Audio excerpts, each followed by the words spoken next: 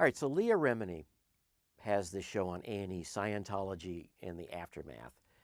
And they're all pretty much, season by season. They're new, they're fresh.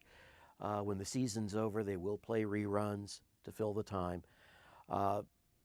What I have coming up this weekend on KMET, 1490 AM out in the Inland Empire, and on KMET1490am.com around the world, which you could access off of vincedaniels.com. In fact, you could go to the podcast button, the orange podcast button, and you could go right to that show if you miss it.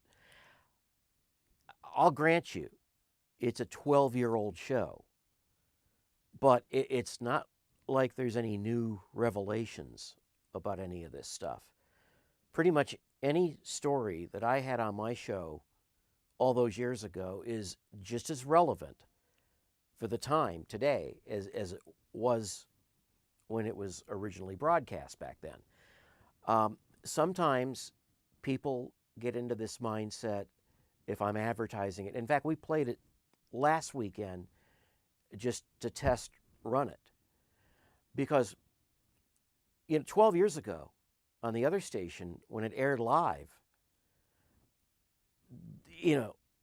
we got so much response that, my God, my phone was blowing up, my email was, as I mentioned, was blowing up. The comment board at the radio station comment board was blowing up. Everything was just, in live time. The anti-Scientology board was just, everybody was talking to each other. We had chat rooms where people were following the show, making comments as it went along. I remember I was getting to become such a celebrity in this that people listened every weekend. And I remember once doing an imitation of Xenu. I remember I am Xenu. And the next thing you know, you go to the chat board and somebody would say, did you hear him? Did you hear Vince? He goes, I am Xenu. And then other people, ha ha, LOL. It was just, everybody was just following this thing and quoting me. And it was a wonderful feeling. And I wasn't doing this, for ego or anything like that. It was just that it was a real sense of mission, of getting these people's money back, of hearing these stories so that people would understand that, yeah, this is really going on. And it was going on 12 years ago, but guess what? It's going on today. And just because you don't happen to want to listen to a rerun or a show just because it's almost 12 years old, you should be just as incensed today as you were then. And when I find out that people aren't listening, and they didn't last weekend, that's why we're rerunning it again, encore. It's a final encore.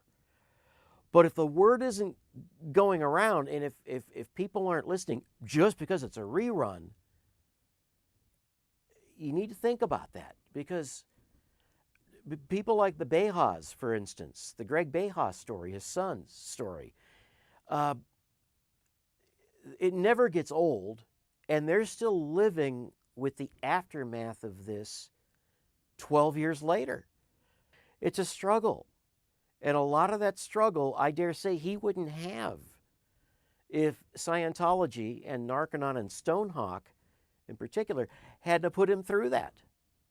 I firmly believe that. So just because it's old doesn't mean it shouldn't be new.